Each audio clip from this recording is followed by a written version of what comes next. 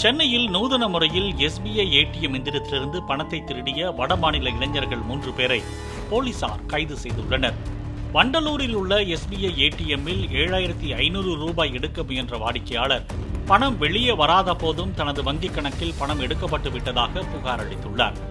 SBI அதிகாரிகள் நடத்திய விசாரணையில் இளைஞர்கள் சிலர் ATM எந்திரத்தை போலி சாவி போட்டு திறந்து பணம் வெளியே வராதவாறு கருப்பு அட்டையை ஒட்டி வைத்ததும், வாடிக்கையாளர் பணம் வராத ஏமாற்றத்தில் சென்ற பின் இளைஞர்கள் உள்ளே சென்று அட்டைக்கு பின் சிக்கியிருக்கும் பணத்தை திருடியதும் தெரிய வந்துள்ளது.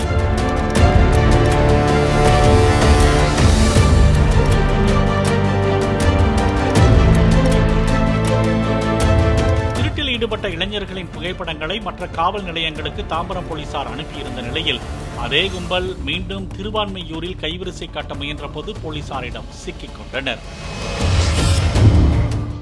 பிளே ஸ்டோர் மற்றும் ஆப் ஸ்டோரில் இருந்து பாலிமர் செயலியை QR கோடு மூலம் பதிவிறக்கம் செய்யுங்கள். செய்திகளை உடனுக்குடன் பெறுங்கள்.